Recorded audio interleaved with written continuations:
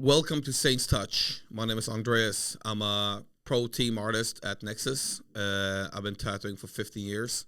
And I'm going to run you through, guys, a little bit of my journey, the difficulties I was facing along the way and along the years. And yeah, that's about it. So let's jump right into it. Well, we should start by going through the struggle in the beginning.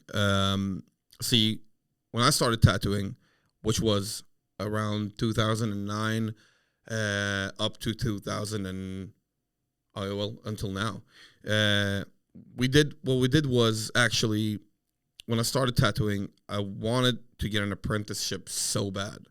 The only issue was I didn't know how to get one because I wasn't in that scene really, and the tattoo artists back then that had the tattoo shops was like usually the hog riders and yeah, those kind of people, and they weren't really welcoming to people that were looking like me.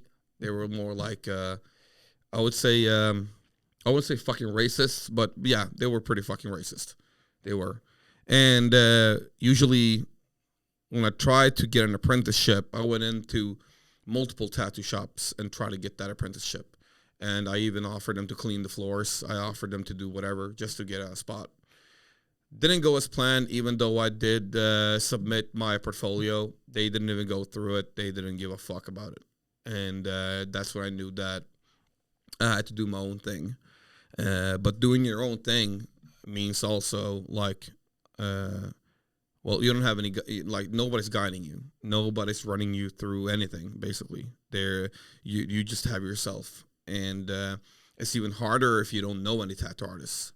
And I didn't know any tattoo artists. I see that's the thing. So I started with building furnitures and designing furnitures in school.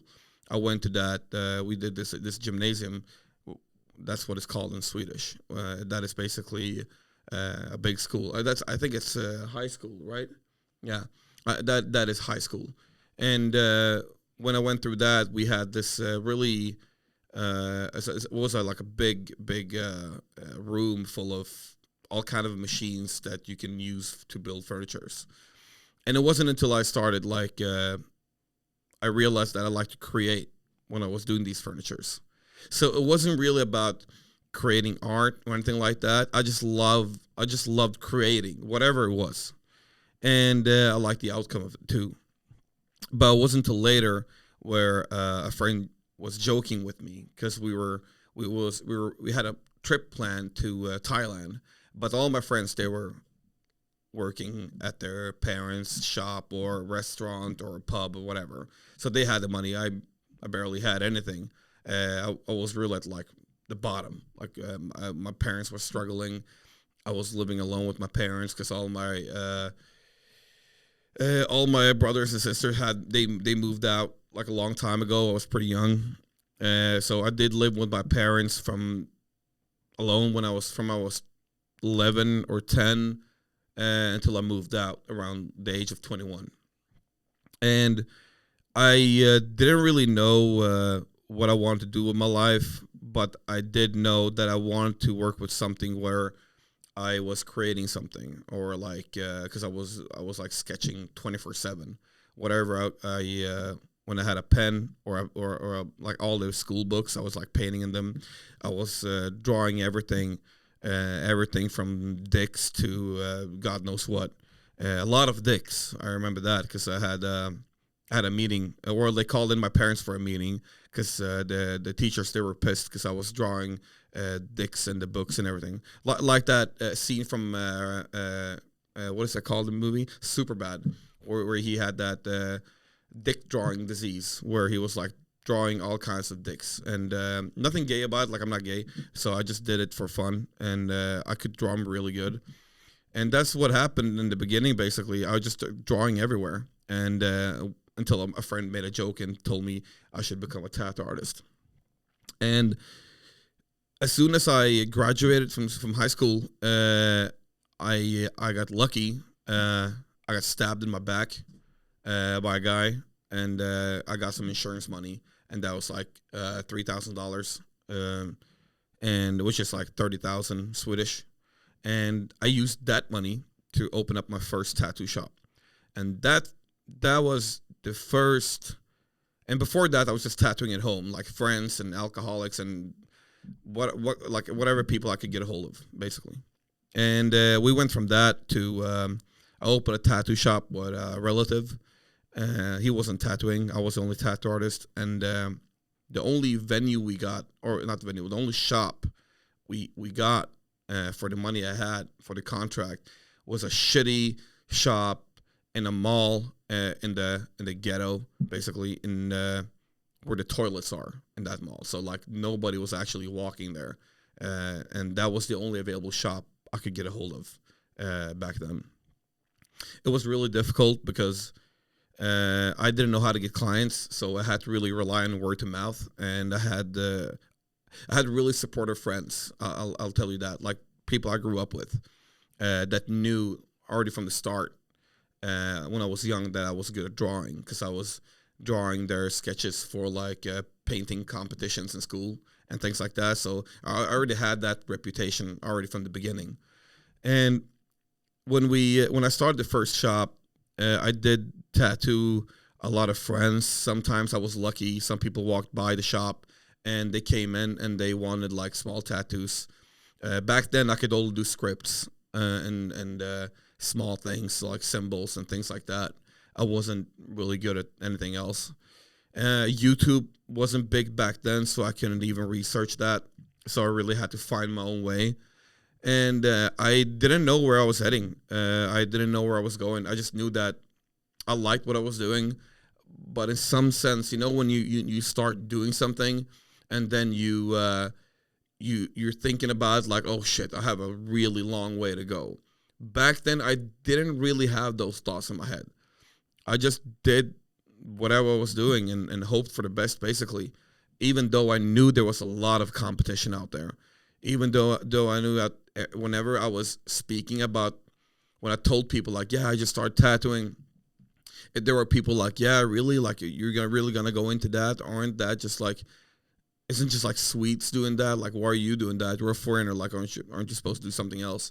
It was a lot of doubts like that, kind of, and people were laughing at me. And I actually have a post on Facebook where I was talking with I posted so I bought this kit from China. I think it was like $100. I got it from my. So when you go to school in Sweden, you get like 1,000 kroners, which is like $100 every month from the school. And I used that money to buy my first tattoo kit. That was a shitty kit from China, and I got that kit, and I posted it on Facebook. I still have that picture till this day, and I remember like I had a lot of friends like commenting like, "Have you gone mad? Are you insane? Like, what the fuck are you doing?" Like and shit like that. And I will post that so people can see that it is funny. It doesn't come from a bad place. Like, you know, friends joke around and they make fun of you and shit like that. And it wasn't until later where I started tattooing and I was getting a few clients. And I remember when I looked in my books and I saw that I was booked for a full week. And I was so happy because it was, well, I mean, I can picture myself being booked for a full week. And back then, this was early 2011. Where when I opened that shop in that mall, and I remember how happy I got, and I was like bragging about it. I was like, "Shit, I'm booked for a week," and yeah, I was just really happy about it. And later on, I did manage to we did manage to get a new shop, which was closer to the city, and that's when the real shit happened. I was really I felt a lot of times that I was being stuck. I was doing the same things. I wasn't really evolving, but I did have a colleague of mine that was that I partnered up with. He was working almost like on the countryside, but when he came into the city and we like kind of put our shops together, like my shop and his shop, and he was like one of the best colleagues I ever had in my life. His name was Patrick Johnson. Um, and he was like from my area, almost like a little bit outside of my hometown.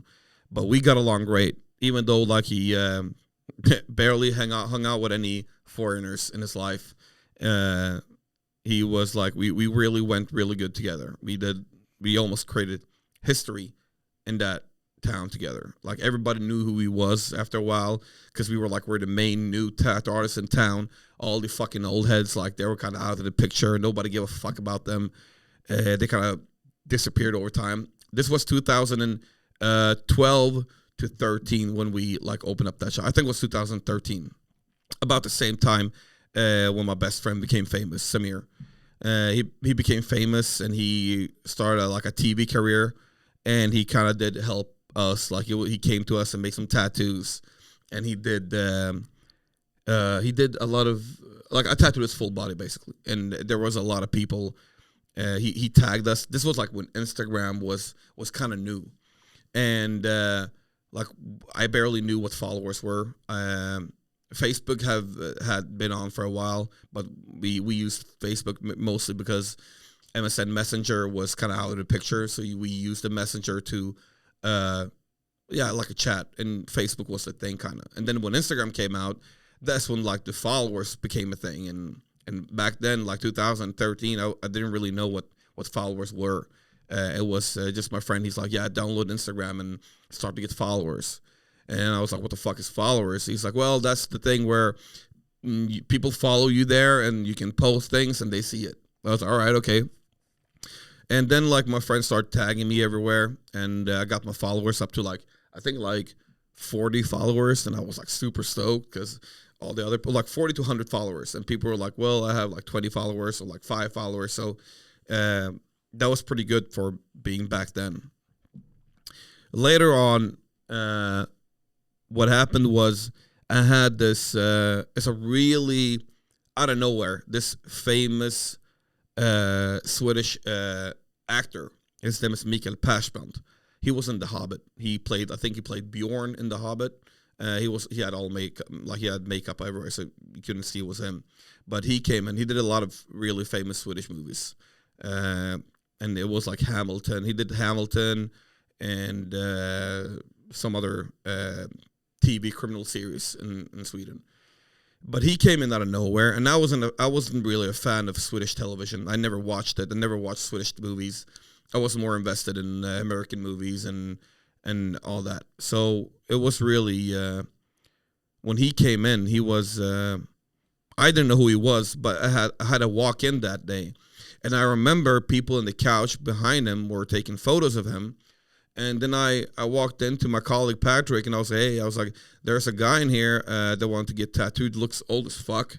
And he's like, but people like taking picture at him. Like, do you know who it is? And then Patrick popped up his head, and he's like, you don't know who that is? I was like, no, I have no idea who that is. He's like, bro, that's like one of the most famous Swedish guys ever in Sweden. Like, he's like one of the most like biggest actors ever. So I was shocked. I was like, all right, well, let's tattoo him. So I did like imagine if a crow or a raven would walk on top of your body and it will leave traces of its talons. So that's basically what he wanted. He wanted like 5 talons, like a bird has walked on him. And I didn't think much about it. I just did the tattoo. I posted it on Facebook. Shortly after, every newspaper in Sweden called me, and they wanted their story.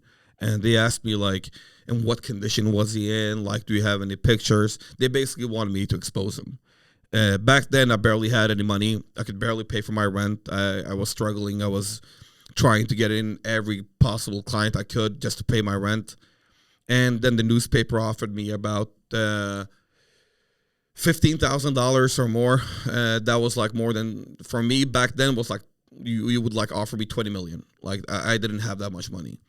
And even though they offered me that amount of money to expose him and give the newspaper, the journalist, like his picture when he was like in bad condition, because I think he was partying the day before, I turned it down. I was like, no, I'm not selling him out.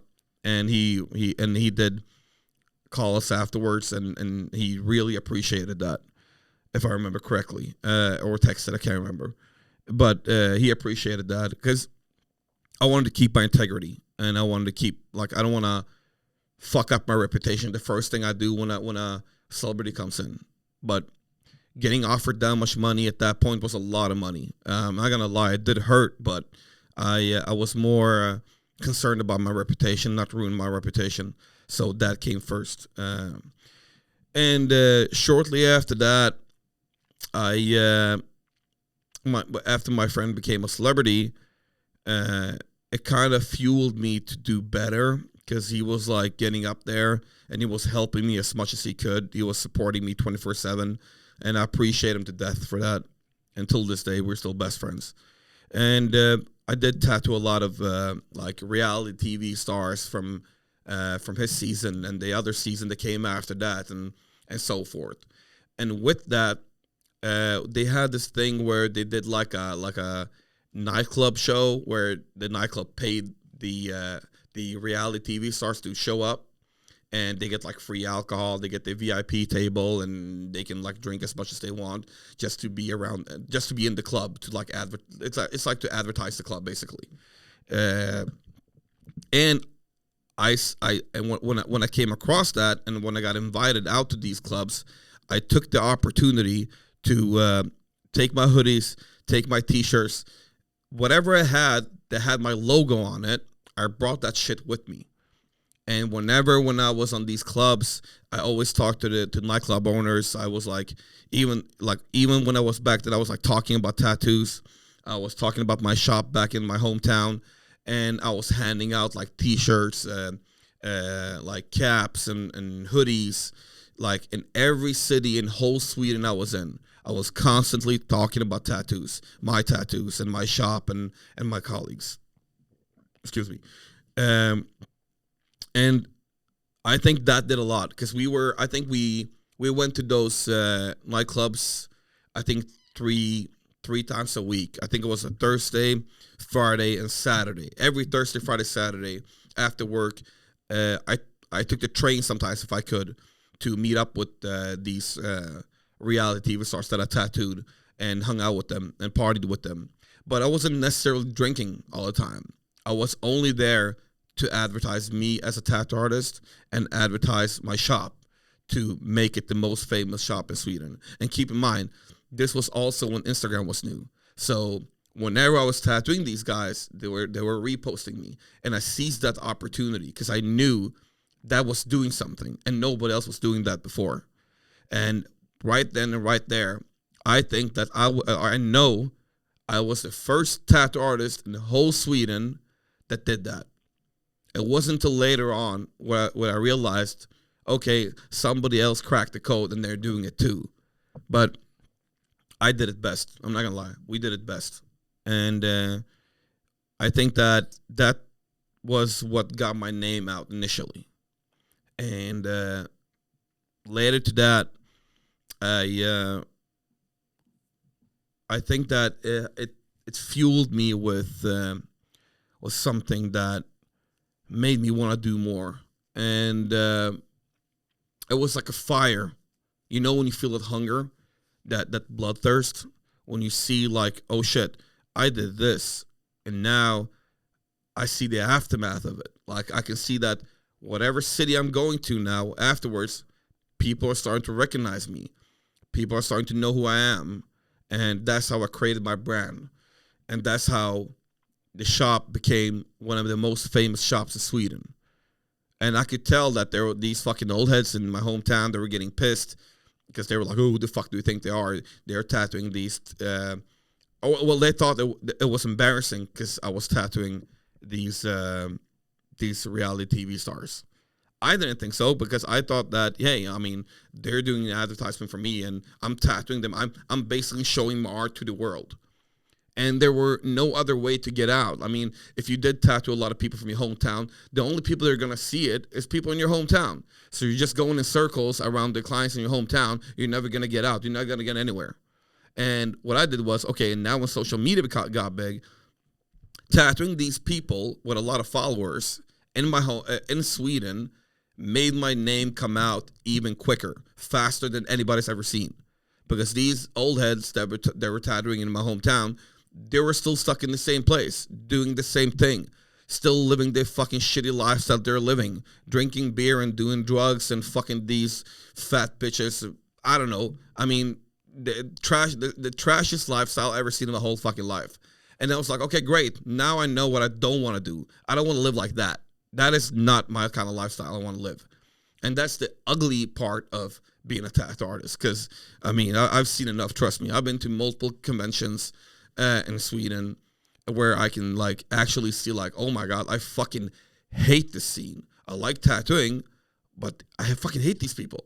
I mean, they show up drunk to the convention. They're like slobbing around, and they're behaving like shit. They smell like shit. They dress like shit. I was like, yeah, I really do love tattooing, but fuck, man, I want to move away from this shit because this is not representing who I am as a person. And that's mostly because I never grew up with these people. I never lived their lifestyle because I think it's trash, straight off trash.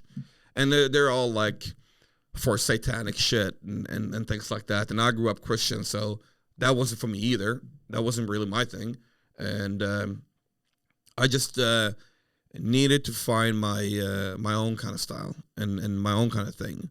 So the second shop we opened, which was closer to the city. No, sorry, the third shop we opened, which was closer to the city.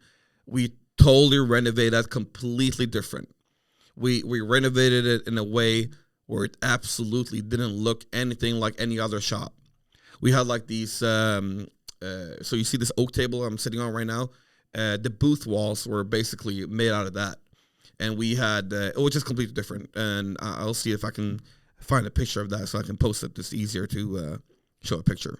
We'll probably add it. Yeah. And it just got better from there. More people came. We tattooed more. I tattooed more celebrities, like local celebrities and like national celebrities. And after that, I got a DM. We got a DM to our Saints Touch. No, sorry, when I say Touch, that's my new shop. I'm not gonna name the shop, but my old shop. For people who know, they know. And that shop is not, it's not active today. Like it's not around today. But back then, Lewis Hamilton did reach out, and he reached out because he saw a leg sleeve I've done. I did it on a real like she was famous on Instagram, and she came in. It was a late night, and I remember she told me like, please just do whatever you want on my leg.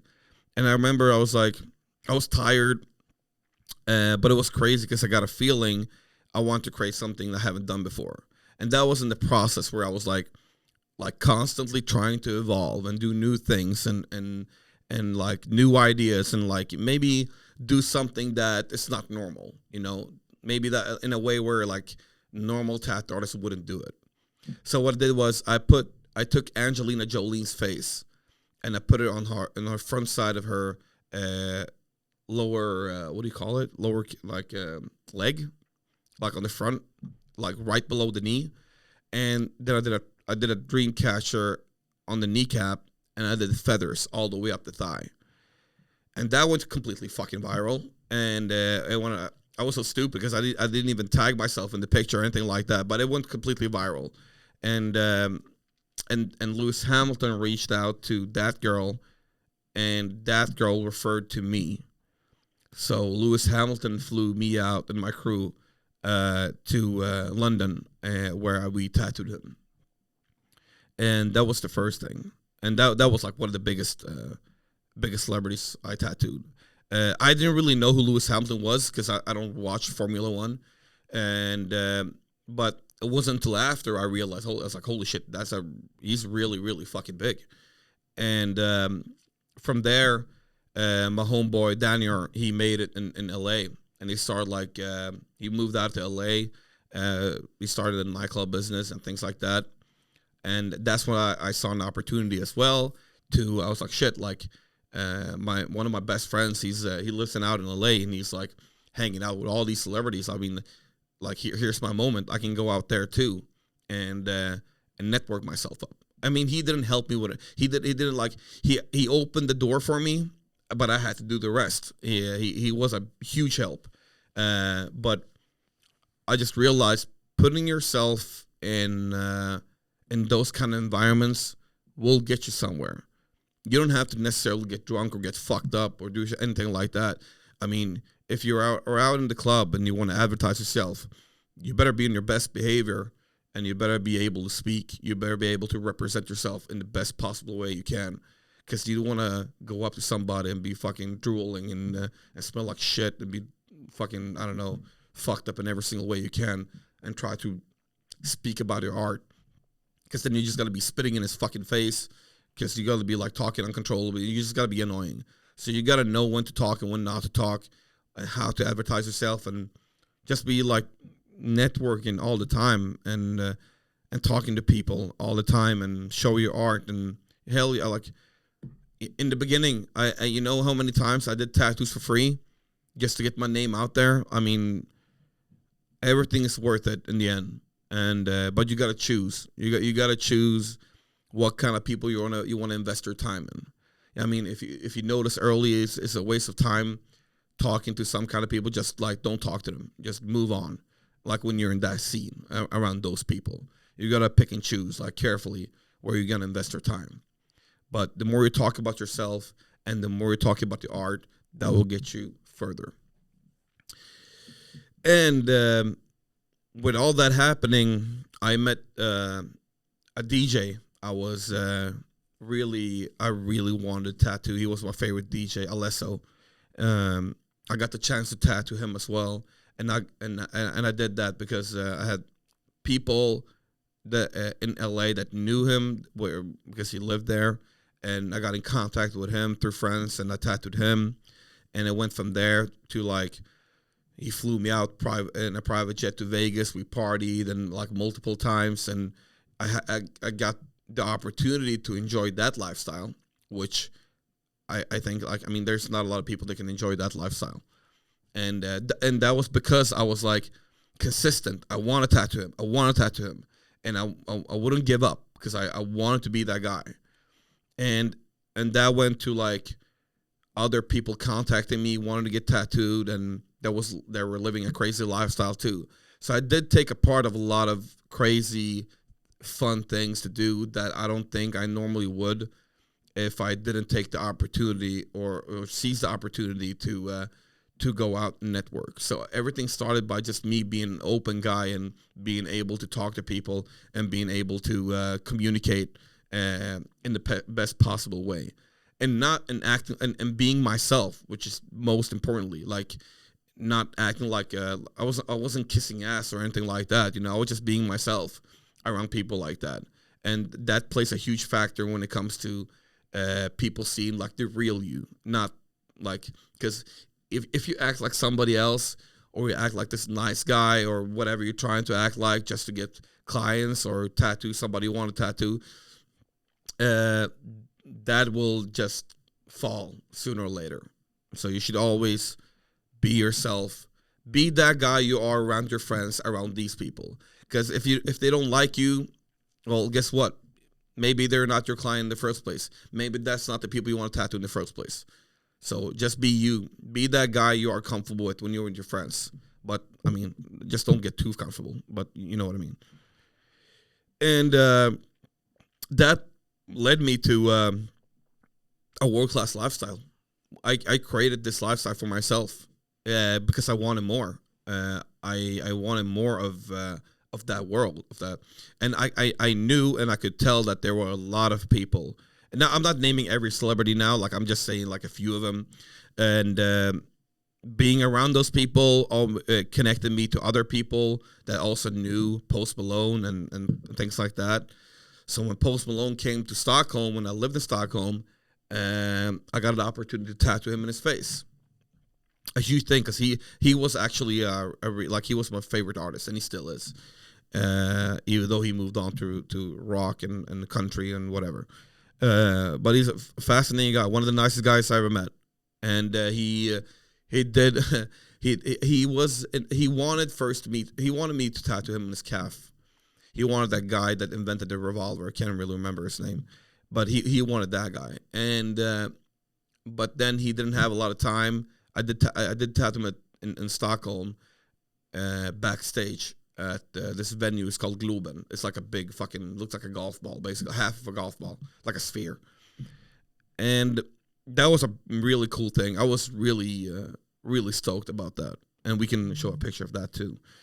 But and yeah, so networking and me being hungry and really want to being out there around those people and around people that might know somebody that will eventually lead you up to the point where you're gonna be around that actually paid off significantly. Like, it really paid off. It took me, I mean, I did imagine me to become a really good tattoo artist, but I never imagined me being able to live that lifestyle and seeing that part of the world. And, you know, it was just amazing. And if you think about it, this thing, it literally came from the beginning from these reality TV stars that people were laughing at me because I was tattooing them. It really started there. Because if I didn't see the success in tattooing these kind of people and what it did for my following and what it did for me as an artist, I wouldn't see the opportunities in other cities and in other people. So I think that started that fire inside of me that was like, I really enjoy working with artists. I really enjoy working with people that are creating something and famous people. I really do. I mean, there's nothing wrong with it. I know there's a lot of tattoo artists out there that think it's like I don't know, maybe cringe. I have no idea. They have their own opinions about it, but I don't give a fuck about them anyway. They suck ass. But with before that, I did have a lot of struggles. I did have I mean, my journey was a struggle. Throwing myself in this business without knowing anything, and at the point where social media became big, it was, I mean, 99.9% experimental. Everything was an experiment. I didn't know shit. I didn't know how Instagram worked. I didn't know how Facebook worked. I didn't know how to advertise myself. I mean, keep in mind, before Instagram and before Facebook, like you only had like this local newspaper where you can buy an ad, and that was at the bottom of the paper at the last page. So who the fuck would read that? Unless a fucking alcoholic would sit at a bench and didn't have anything else but time on his fucking hands and pick up the newspaper. So, and it was expensive as fuck too. So like, it was back, like that was the only thing we had that we could do. It was just putting up ads basically that didn't do shit for the shop. And I did try to, I mean, me and my colleague Patrick, we're both basically in the same boat. We were kind of experimenting with, I mean, well, Patrick had a little bit more guidance because he was tattooing some years before I started tattooing, so he did know a little. I learned a lot from him, and we learned from each other a lot. So I think that, but we were still stuck. We didn't know anything, and they didn't let us into conventions because they didn't look at us like tattoo artists. They looked at us like, oh, these are the celebrity boys that want to hang around with these trashy reality stars, and we weren't welcome. But eventually, they did welcome us into one of those conventions, which was like in a city close to our hometown. It's called Norrköping, which is like maybe 20, 30 minutes from my hometown. And out of every room they put us in, we weren't. They didn't allow us to sit where every other tattoo artist. So they put us in a room where they had like tattoo supply shops and piercings. That was the only room they gave us. Now, at this point, like our name was really out there. So everybody in Sweden knew who he was. So everybody was gathered in our room, but nobody was actually out there where every other tattoo artist were. And that really pissed them off. Because they were like sending in guards and trying to send people out. But you could tell that a lot of people, they want to be around our booth. and that gathered a lot of people in that little small room, and that really pissed them off. So yeah, so like we were not only facing struggles when it came to tattoo and things like that, we weren't really allowed to do the things we want to do. We weren't allowed into conventions because we weren't like those cool tattoo artists that, yeah, you know, the cool tattoo artist, the typical stereotype, which is like the, you know, the grumpy, cool looking tattoo artist. We were open, we were funny, we were talking to clients, we were inviting clients. We treated them like our friends or our family. We gave out free hoodies, free t-shirts. Like we were just different. We were built different. And I adopted a lot from that till this day. We treat our clients like our friends. We don't treat them as clients. And that really worked off. It paid off.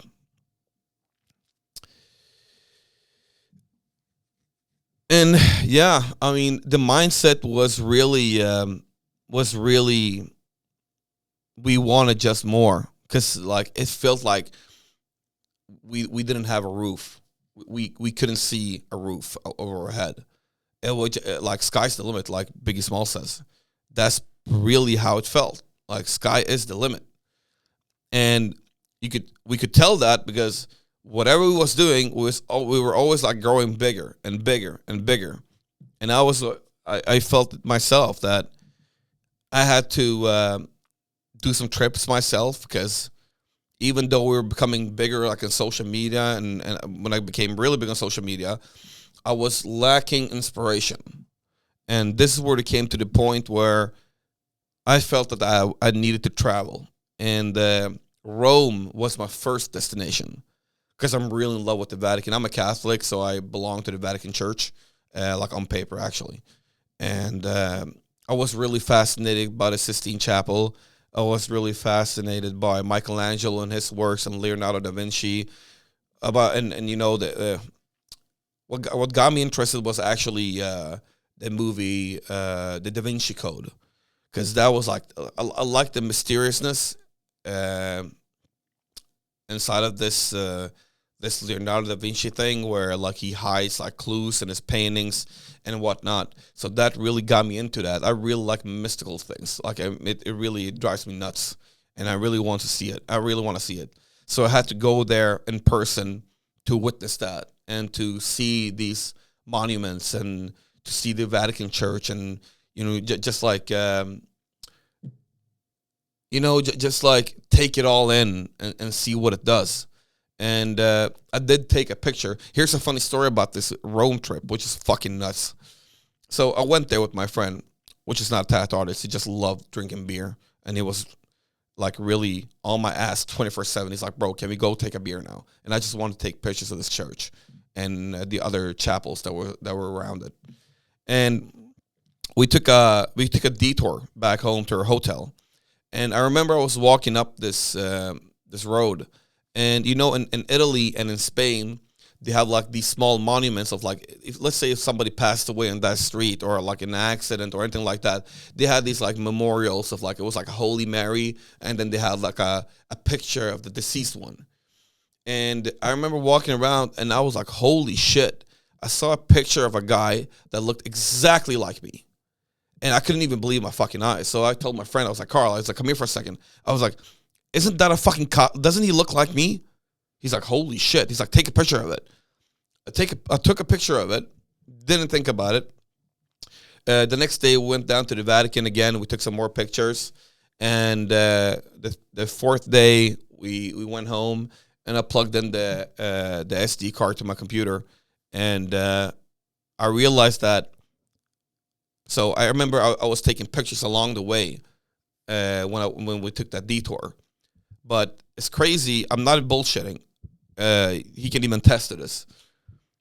I went through every picture, but there was only one picture that was a corrupted file. And that was that picture I took of that guy that was like identical to me. Funny story, but it was fucking nuts. But every other picture in the camera roll was totally okay. But only that picture wasn't working, which was, in my opinion, pretty nuts, because there shouldn't be a reason why it wouldn't be working. And that was the creative where I found my inspiration, and that's what got me into this Renaissance art. It literally came from the Vatican, and I felt that it's this strong need to really be there and to take it all in and to understand the art and like the meaning behind the art and all that thing. So that was really it really did fire something up in me, and I immediately knew that Renaissance art, the shit you see behind me, was really what I wanted to do, and statues and sculptures and all that, because there's a mystical thing to it. It says more than 1,000 words. Every picture, every frame you look at, every sculpture, like it's in the details. Like if you ever been to the Vatican, you can tell like every every wall has a meaning, every picture has a meaning. Wherever you look, there's artwork. There's literally not a single inch in the Vatican which is not art. Wherever you look, you can see even small details in the corner of the room, like everywhere you look, which is completely mind blowing. And yeah, I mean, that's how I got into the Renaissance art, and it just went from that to I started to realize that if you can see it, it's already yours. Because if you can see it, you already achieved it. Basically, in my head when I started tattooing, I did tell myself I'm the best in the world. I'm the best in the world. Like I really see I could become best at this. My mindset was like, this is my thing. I was born to do this. Because like even in kindergarten, I was helping other classmates. Like, yeah, like it's not classmates, but like other kids drawing. I taught them how to draw even back then, and it gave me such a happy feeling because I was helping somebody or teaching somebody. And I remember like a lot of people around me, like later on, they were like, stop, like, don't teach people for free and things like that. But I was like, well, I mean, I like teaching, and I know if I can make money out of this and make a living out of this, it would be even better. But I fucking love teaching. First and foremost, teaching is my favorite thing to do. It gives me happiness, and it makes me happy to pass something on to the next guy that really wants to learn. And I don't want to just teach how to tattoo. I want to teach also how to be the best version of yourself as a tattoo artist. Because it doesn't really matter how good you are as a tattoo artist. You can be as good as you want, but if your lifestyle is shit, I mean, what's the point? You know, you're gonna be a good tattoo artist, but yeah, as soon as your shift is over, as soon as your client goes home, you're gonna go out and take drugs and drink alcohol and become fat and not working out and not strengthening your body. I remember a tattoo artist back in Stockholm. He told me, he's like, hey, if you want a long career, if you want to tattoo for a lot of years, you have to work out, strengthen all your muscles, strengthen your back, your core, and everything. Like don't live that crazy fucking lifestyle that most of the tattoo artists live. Don't go that route. It's better to be healthy. Just be healthy. Don't eat shitty food. Make sure you have your vitamins and take care of yourself. And be that break that chain and break that cycle from this crazy shitty lifestyle. I'm not saying you can't have fun. Of course you can have fun, but just be considerate. That's all I'm saying. And I didn't start ahead of anybody. I mean, I didn't have anything. We like we said in the beginning, everything was an experiment. But I knew kind of where I was heading. I liked the process. I was seeing that something was happening. More people were recognizing me, which is really awesome because they were actually recognizing me for my art, and they weren't recognizing me for something bad I did or for being on television or being stupid on television or anything like that. I did do a lot of television as well, but it's different being known and being respected for your craft and for something you do as for your talent than being known for, well, you could be known for a lot of bad things, you know what I mean? So that comes to that. But effort alone isn't really enough. Working hard without direction just keep you stuck longer. And That's really, really important. You have to have your mindset in place, but also your talent and your skill in place. You have to combine those two in order to actually fulfill your prophecy, fulfill you as an artist. You need both, or else you're just gonna become miserable. And I promise you that. I've seen a lot of tattoo artists coming in. They have the talent, they have the skill, but they don't have the mindset. What happens is they tattoo for a while and then they fuck off to do something else. I've seen a lot of times, multiple times. So that is pretty. That's how it is.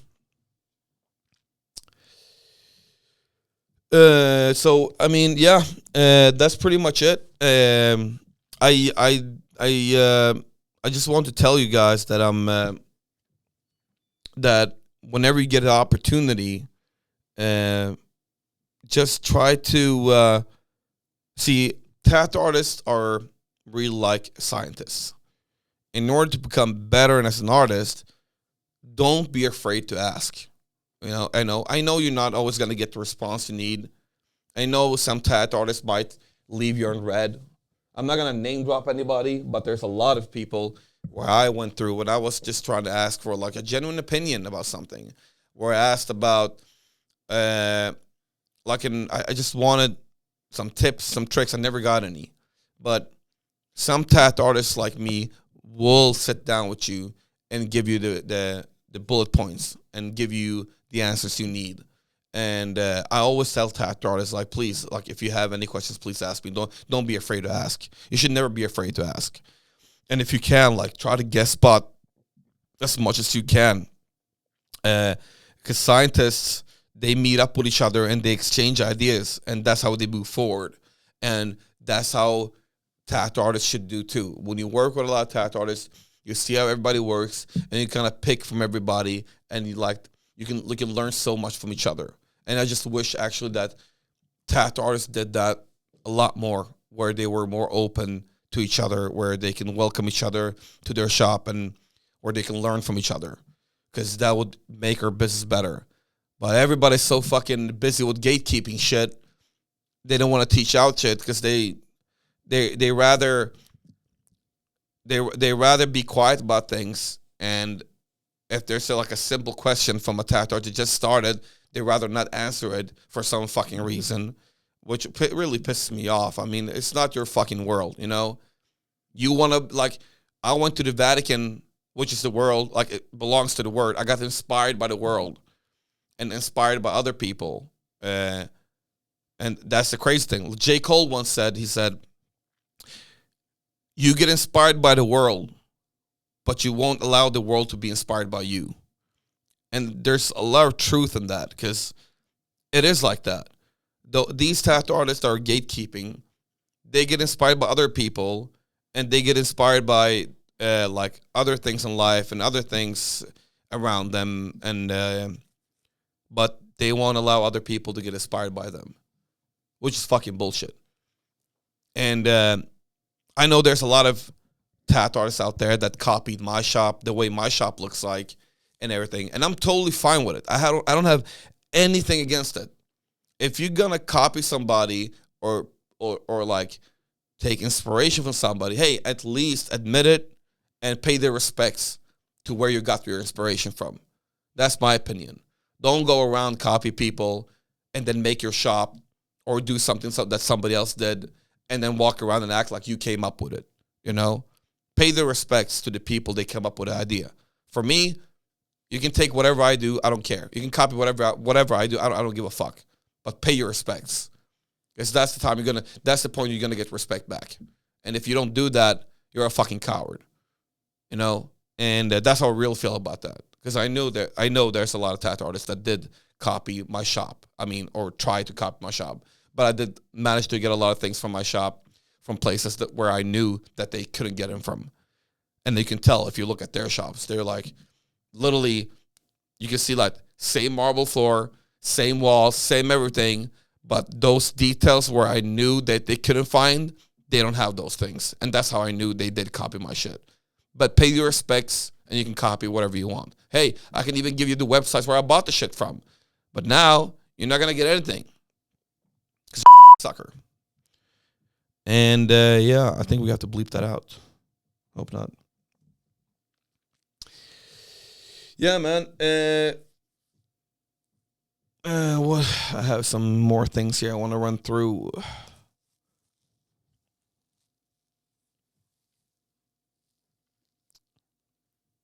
Yeah, so just to like summarize everything, uh, I want to be the tattoo artist that do want to help people to achieve that lifestyle. I want to, or like guide them, show them the way, open up the doors to see like this is what you can do. But it's fully like you got to be fully committed. There's no there's no halfway here. Like you can't like I don't want you to kind of want it. I want you to really want it. I want you to want as much as you want to breathe. There's no in between. Like it's either that or nothing. And I'm not saying every tattoo artist wants to achieve this. Maybe you do want to become one of these local tattoo artists that are sitting in their basement and doing God knows what. I mean, if you want to be a tattoo artist, I'm fine. I mean, it's your life. But this is strictly for tattoo artists that want to do it differently. So I'm not saying it's wrong to live another lifestyle. I'm just saying this is my lifestyle. This is my guide. This is what I want to do. And if you do get inspired by me, God bless you. And I hope you continue to get inspired. And if you want to do the same things I did, I this is a way for me to show you the best possible way to achieve that. And that's all. So I'm not saying that this is the only way and there's no other way. I'm just saying like this was my way. And for those people that do follow me and do like it, I welcome you to take a part of this. So with that said, DM me ready if you deep down feel that you're destined for more and want real guidance and achieve the world-class tattoo artist lifestyle I have built. Go to adempire.mentorship on Instagram and we'll take it from there. Arrivederci, fellas.